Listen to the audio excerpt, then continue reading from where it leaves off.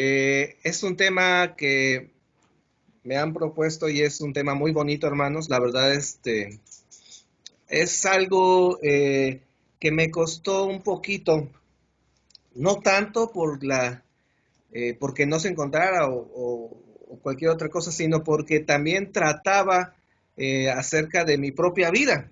O sea, es un tema que nos atañe a todos, hermanos, y que espero que sea de gran bendición para sus vidas.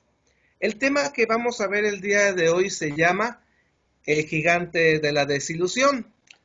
Y es un tema, hermanos míos, que he preparado con una presentación. Yo espero que podamos todos verla.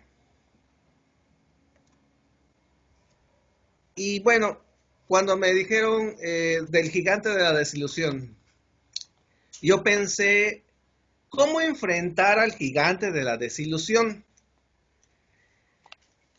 Para esto, hermanos, quiero que por favor leamos juntos el Salmo 1, nada más para tenerlo presente en nuestros corazones. Salmo capítulo 1, ya lo leímos hace un momento.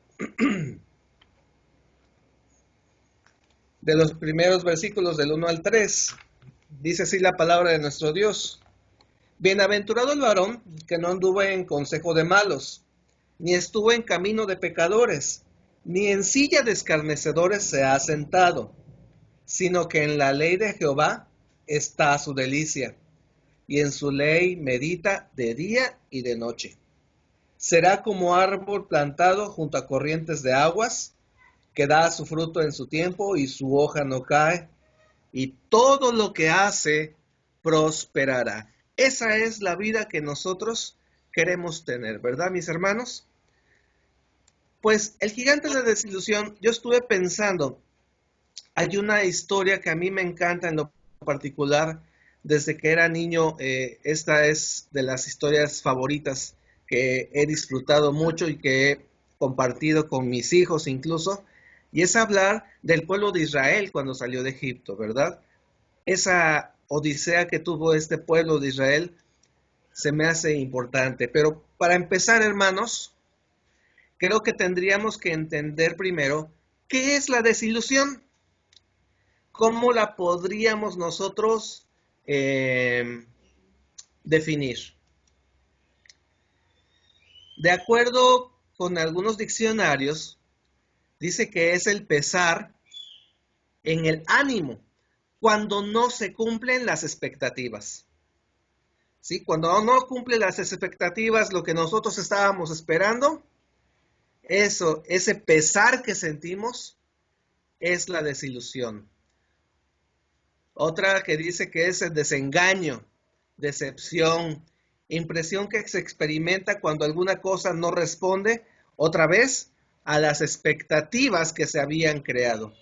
A veces nosotros creamos una expectativa, queremos, armamos, dicen por ahí, castillos en el aire y acomodamos las cosas como nosotros pensamos que van a ser mejor y que va a resultar bien. Y no se dan como nosotros queremos. Y entonces viene la desilusión. Fíjense ustedes que la desilusión puede afectar nuestra salud y puede afectarnos en diversas formas. Por el lado emocional, nos puede causar tristeza, puede causarnos depresión, aislamiento, nos puede causar desánimo. La tristeza y la depresión, bueno, creo que son un poquito fáciles de entender. El aislamiento es cuando decimos, ya no quiero nada más. Estoy desilusionado, no quiero volver a saber de este asunto, no quiero volver a tocarlo, no quiero saber nada. Prefiero olvidarme de esto. Y se aíslan. El desánimo. Físicamente, caray, ¿quién pudiera decirlo, verdad? Que algo pudiera afectarnos físicamente. Y a mí me impresionó mucho encontrar que físicamente la desilusión puede causar hipertensión, gastritis nerviosa, dolor de cabeza, afecciones cardíacas. Caray, la desilusión, la verdad, no es algo que pudiéramos dejar. Ay, ya se desilusionó, ya ni modos. sino que es algo que se debe de tomar seriamente. Es algo a lo que nos enfrentamos que incluso puede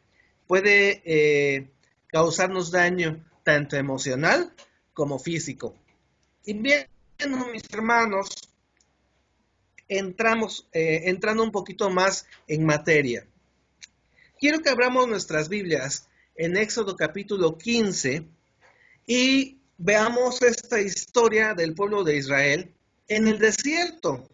Éxodo 15, versículos 22 y 23. Voy a darles lectura, dice así: E hizo Moisés que partiese Israel del mar Rojo, y salieron al desierto de Shur, y anduvieron 3 días por el desierto sin hallar agua.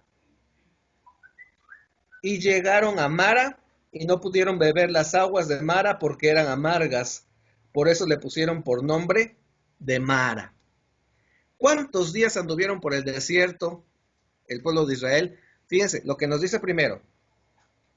Hizo Moisés que partiesen Israel del Mar Rojo, salieron al desierto de Shur y anduvieron 3 días por el desierto. 3 días en el inmenso calor. Cuando aquí nos estamos enfrentando a temperaturas de 35 grados, ya sentimos que nos estamos derritiendo, ¿verdad? Ya no queremos otra cosa, queremos agua, prender el ventiladorcito. Los que tienen la bendición de tener aire acondicionado lo ponen a todo lo que da con tal de no tener ese sufrimiento por el calor. Imagínese usted caminar 3 días en un desierto donde las temperaturas pueden oscilar entre los 45 y 48 grados centígrados, si no es que más. Y estamos hablando a la sombra, ¿verdad? Esto es impresionante. Ahora, tomen ustedes en cuenta, vean ustedes, por ejemplo, esta imagen que les estoy presentando. El pueblo de Israel no solamente eran hombres jóvenes, mujeres, sino que también tenían niños, tenían ancianos, animales. Imagínese usted un niño al que se le tiene que estar racionando el agua. Yo creo que los que han sido padres alguna vez se han encontrado con esta situación que tienen que andar caminando y que de pronto el niño los detiene y le dice: papá, tengo sed, quiero que me compres un refresco. Y usted empieza a pensar y dice: no, hijo, no puedo comprarte un refresco. Papá, quiero un refresco. Y está insistiendo el niño: quiero agua, tengo sed, tengo calor. Y se empiezan a poner inquietos. Ahora, 3 días caminando por el desierto, yo me imagino que al segundo día se les acabó el agua y empezaron ellos a seguir avanzando en ese calorón y necesitaban de ese líquido. Ahora imagínense que de pronto los que están hasta adelante empiezan a visualizar un oasis. ¡Agua, agua! Todo mundo se empieza a caminar más rápido, se empiezan a animar, los corazones empiezan a golpear. Por fin agua. Y llegan hasta este estanque y dice la escritura que llegaron a Mara, pero en Mara sucedió algo. Cuando llegaron a Mara, no pudieron tomar de esa agua porque las aguas eran amargas. Yo me acuerdo mucho, hermanos, del pastor Pablito. Platicaba él de una situación que tuvo cuando era joven, en la que, estando él en misiones, tenía que ir a una misión y resulta que hacía mucho calor, no tenían agua y ellos estaban caminando y que tenían que atravesar por una zona donde era un camino largo y el pastor tenía mucha sed y se sentía tan desesperado el pastor que dice que de pronto encontró un tronquito en donde había un poquito de agua. Y en esa desesperación, dice el pastor, yo me acerqué, me agaché y me tomé esa agua. ¿Saben qué le pasó al pastor? Dice el pastor que ahí se pasó toda la semana tirado en cama porque le agarró una infección bastante fuerte en su estómago. Ahora imagínense a este pueblo con niños, con mujeres, ancianos, viendo esa agua y diciendo, vamos a tomar, y se acercan y el primero que toma, la prueba, la escupe y dice, es agua amarga, es agua pestosa, no sirve esta agua. Qué desilusión tan grande se enfrentaron estas personas. Ahí en ese momento, la desilusión los atrapa y el pueblo se ve impedido de tomar esa agua tan deliciosa, tan fresca, tan pura que se la estaban imaginando y resulta que fue todo lo contrario. Eso mismo sucede en la vida del cristiano. Muchas veces nos ilusionamos con cosas que vemos y cuando llegamos nos damos cuenta de que no es lo que esperábamos. Entonces, ¿qué sucede cuando nos encontramos ante este gigante de la desilusión? El pueblo empieza a caer ante este gigante. ¿Qué pasa? Déjeme decirle, en primer lugar, se quejan contra Moisés. Ahora, tenga usted en cuenta esto. Dice el versículo 24. Entonces el pueblo murmuró contra Moisés y dijo, ¿qué hemos de beber? Cuando el pueblo empieza a murmurar contra Moisés, no está murmurando solamente contra Moisés, sino que está también poniéndose en contra de Dios mismo. ¿Por qué? ¿Quién puso a Moisés por líder? ¿Quién lo puso en esa posición? Fue Dios quien puso a Moisés ahí. Entonces, en realidad, el pueblo se queja contra Dios. Dice, ¿qué vamos a beber? ¿Por qué nos trajiste aquí? ¿Qué pasó con el pueblo? Se olvidaron totalmente del paso portentoso que tuvieron por el Mar Rojo. Imagínense ustedes caminar por en medio de esas aguas, partidas a la mitad, en seco, y atravesar todo el mar.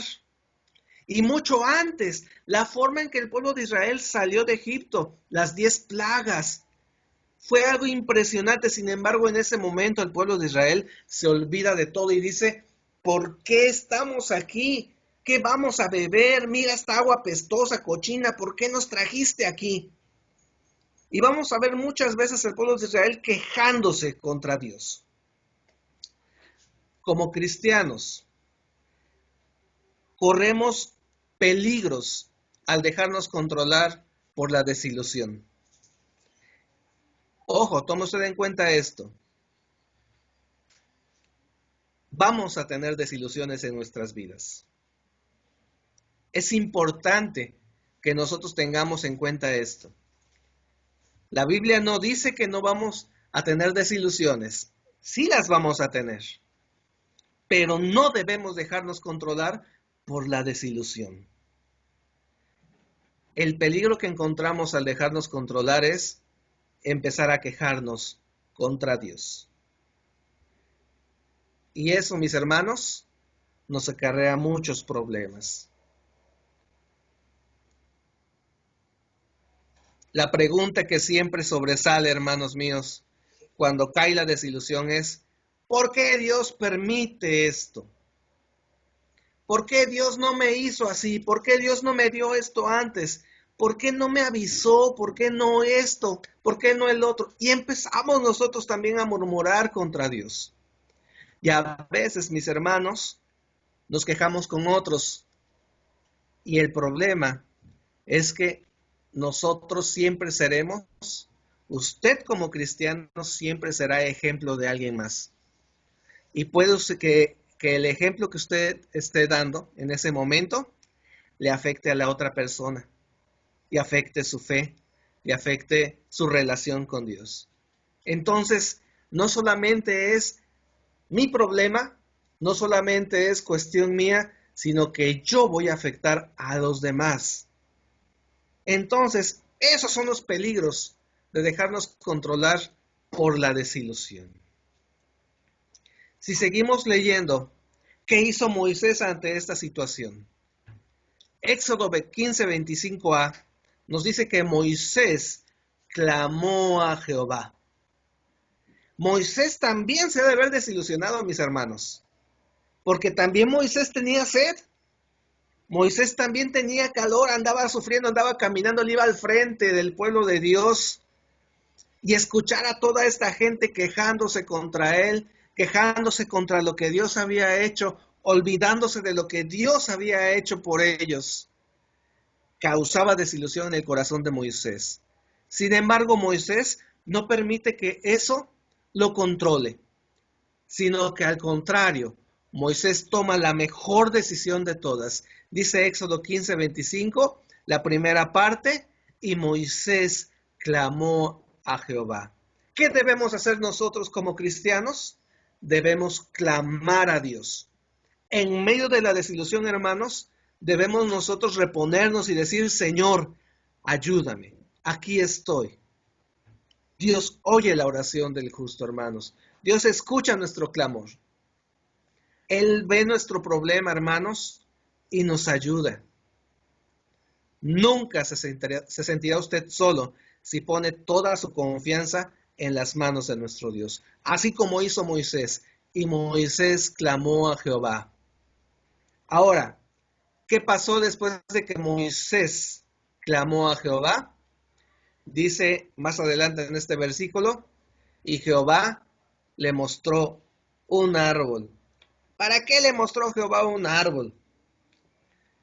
Dice el versículo 25, perdón, aquí puse 15b, pero es 25, hermanos. Dice, Jehová le mostró un árbol y lo echó en las aguas. ¿Y qué pasó con esas aguas, hermanos? Y las aguas se endulzaron. Qué hermoso, hermanos. Las aguas se endulzaron. Dios da una solución a Moisés. Si Moisés hubiera hecho otra cosa, si Moisés no hubiera clamado a Dios, si Moisés hubiera puesto a quejarse contra Dios, probablemente se hubiera perdido de esta bendición. Sin embargo, Moisés clama a Dios, Dios lo oye y le muestra un árbol y le dice, echa este árbol al agua. Moisés lo echa al agua y las aguas se vuelven dulces, deliciosas, cristalinas. Yo me imagino esas aguas como cuando llegan después de caminar mucho tiempo bajo el sol, ahorita en estos calores que pasamos, hermanos, que estuvieron tremendos. Cuando llega usted a su casa, se sirve un vaso de agua y se lo bebe tranquilamente y lo disfruta mientras siente cómo el agua pasa por su garganta y empieza a refrescarlo y empieza usted a sentir tanta tranquilidad que hasta se oye un ¡ah! Eso es, ese tipo de agua es la que Dios provee al pueblo de Israel, después de haber escuchado el clamor de ellos. Sigue diciendo Éxodo 15:25, y allí les dio estatutos y ordenanzas, y allí los probó. O sea, Dios aprovecha ese momento, hermanos, y es algo importante e interesante. Dios aprovecha ahí ese momento para enseñarles. Les da los estatutos, les da sus ordenanzas, dice, y allí los probó. Y dijo, si oyeres atentamente la voz de Jehová tu Dios, e hicieres lo recto delante de sus ojos, y dieres oído a sus mandamientos, y guardares todos sus estatutos, ninguna enfermedad de las que envié a los egipcios, te enviaré a ti, porque yo soy Jehová, tu sanador. Qué hermoso, hermanos. La promesa de Dios, pero el pueblo de Israel tenía que hacer algo muy importante antes. Para poder recibir todas esas promesas de Dios, dice, oyeres atentamente la voz de Jehová, hacer lo recto delante de sus ojos, dar oído a sus mandamientos y guardar todos sus estatutos. Fíjese usted, estas cosas que Dios le pone, estas condiciones que Dios da al pueblo de Israel. Y dice Jehová, yo soy Jehová, tu sanador. Qué hermoso, Dios está ahí diciéndole al pueblo de Israel, Yo te voy a curar, yo te voy a cuidar, yo voy a estar a tu lado. Esta hermosa promesa que Dios da es una promesa que cumple hasta el día de hoy, mis hermanos. También nosotros tenemos que hacer lo recto, escuchar atentamente a la voz de Dios, hermanos. Escuche usted la voz de Dios, haga lo recto delante de Dios, escuche los mandamientos, guarde todos sus estatutos y haga suyas estas promesas que Dios da a través de su palabra. Dios quiere enseñarnos, hermanos míos, que debemos depender de Él. Mateo 6:33 nos dice, mas buscad primeramente el reino de Dios y su justicia, y todas estas cosas os serán añadidas. Ese es un texto que podemos y tenemos que aprender de memoria. Y algunos de nosotros ya lo sabemos. Entonces, haga lo suyo. Dice, buscad primeramente el reino de Dios y su justicia, y todas las demás cosas van a ser añadidas. La felicidad verdadera, hermanos, es el resultado de conocer y obedecer lo que dice Dios en su palabra. Las demás cosas no nos dan felicidad.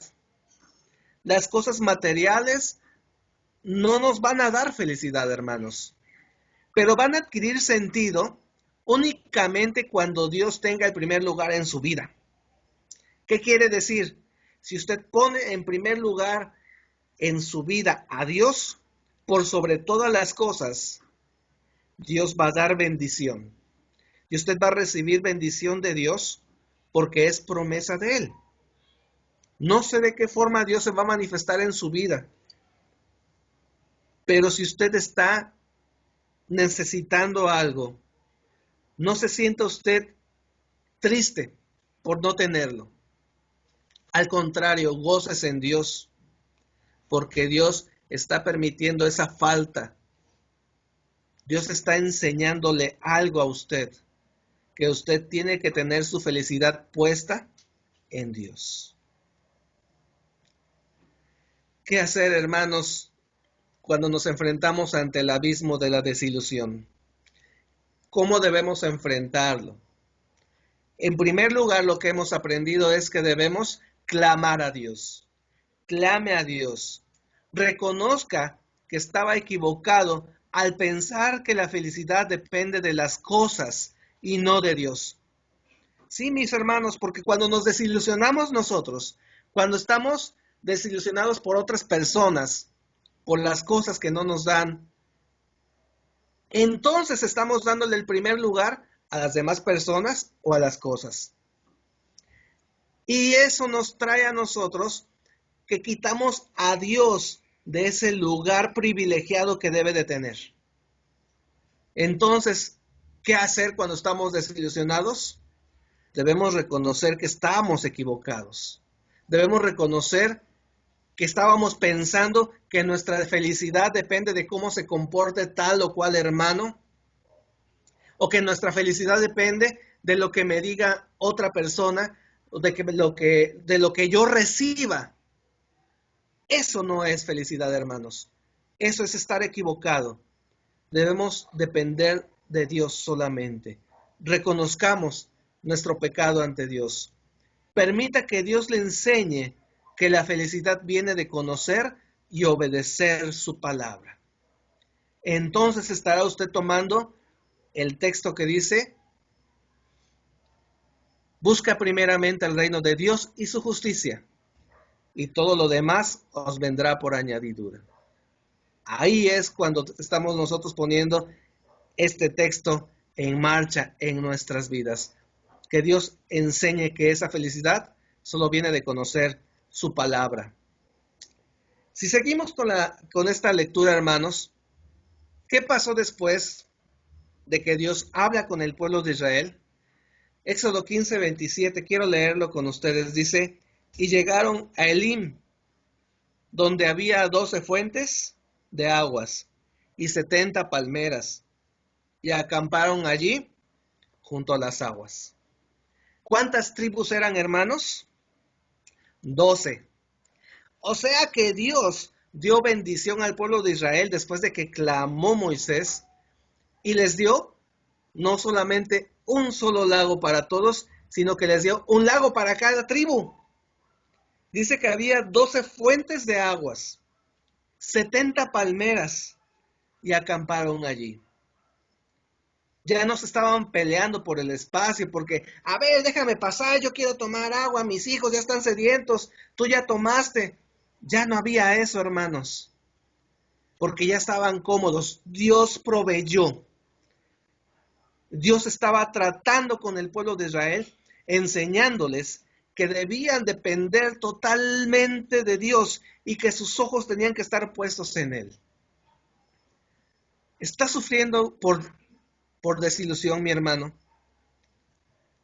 A lo mejor en este momento usted está desilusionado porque debido a la contingencia no pudo hacer algunas cosas. A lo mejor algún hermanito está desilusionado porque no se pudo celebrar su graduación o porque el trabajo está cerrado.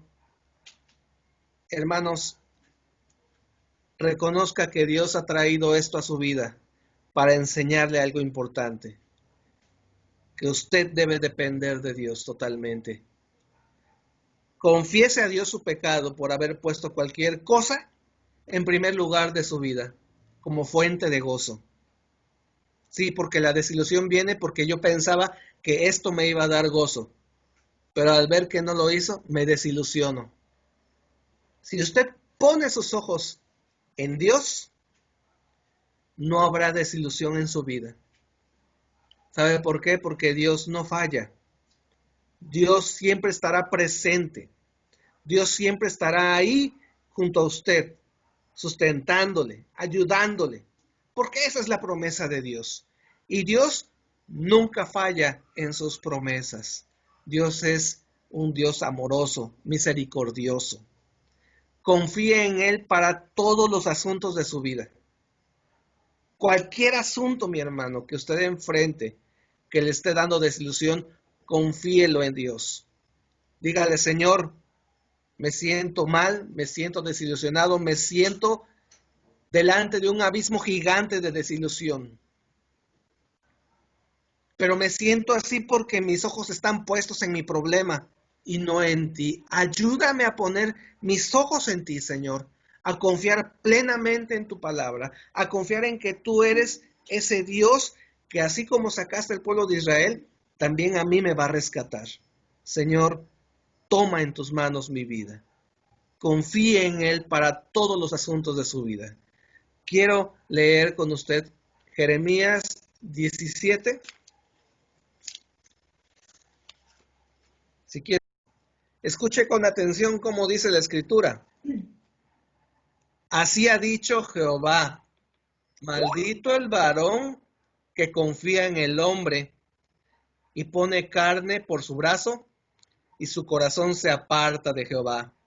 Será como la retama en el desierto y no verá cuando viene el bien, sino que morará en los sequedales en el desierto, en tierra despoblada y deshabitada.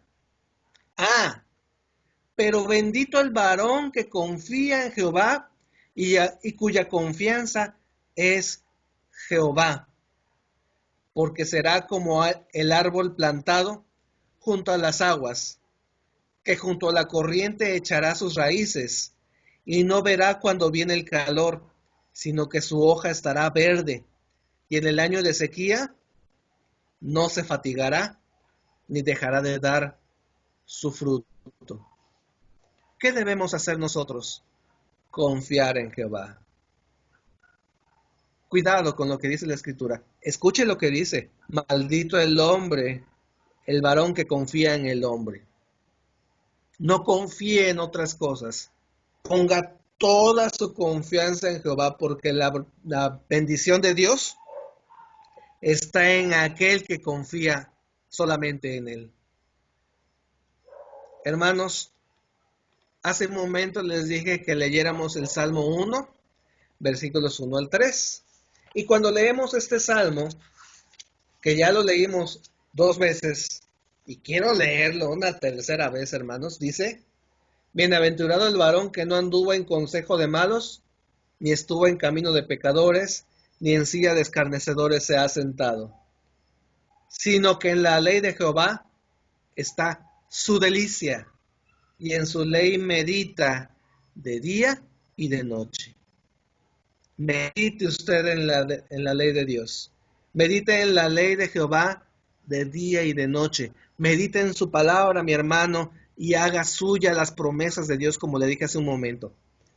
Dice, será como árbol plantado junto a corrientes de aguas, que da su fruto en su tiempo, y su hoja no cae, y todo lo que hace prosperará. ¿Cómo hacer suyas las promesas? Mire este ejemplo. Hoy soy un árbol plantado junto a corrientes de aguas, que doy mi fruto a su tiempo, y cuya hoja no cae, y todo lo que hago prosperará. Confíe usted en Dios, medite en su palabra y haga suya las promesas de Dios. Cuando se encuentre usted ante las desilusiones, no se deje usted atormentar con ellas, ni se deje usted atrapar. Haga lo que hizo Moisés, lo que hemos aprendido el día de hoy, hermanos. Clame a Dios, ponga su mirada en Dios, confíe plenamente en Él y escuche lo que Dios quiere decirle a través de estos problemas. Dios quiere enseñarle a usted algo importante, mi hermano. Dios quiere enseñarle ese árbol que va a caer sobre sus aguas amargas y las va a endulzar. Pero usted tiene que poner atención. Usted tiene que escuchar a Dios lo que le está enseñando.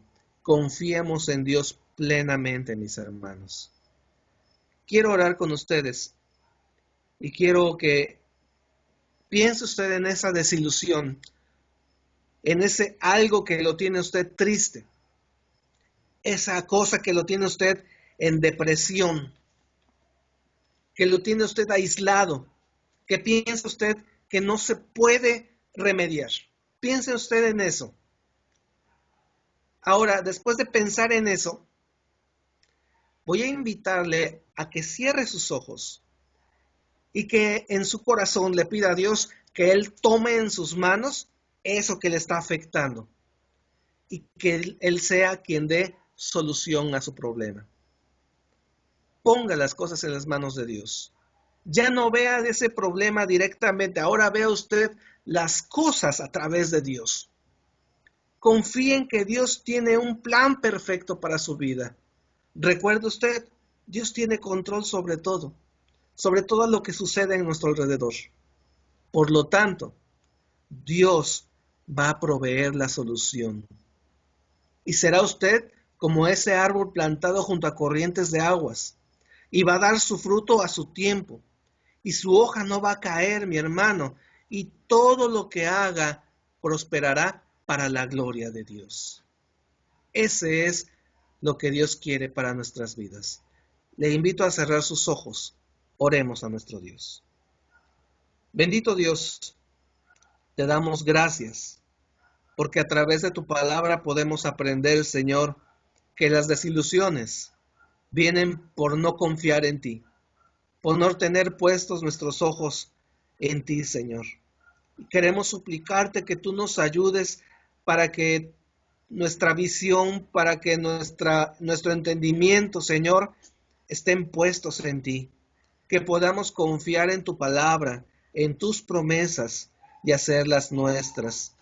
Perdónanos, Señor, por favor, porque reconocemos, Padre, que muchas veces hemos puesto otras cosas antes que ti.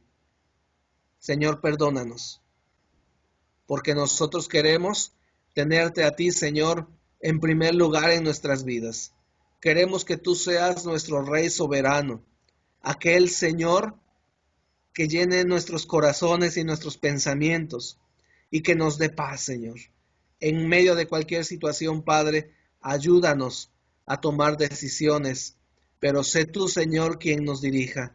Así como dirigiste al pueblo de Israel, así como tú les cuidaste, Señor, cuida de nosotros. Así como tú, Señor, proveíste para ellos, provéenos a nosotros, Señor. Ayúdanos, Padre, a ser fieles a ti, a confiar en ti plenamente. Bendito seas, Señor, y te damos gracias por tu misericordia y te damos gracias por tu palabra en Cristo Jesús. Amén. Que Dios les bendiga, mis hermanos.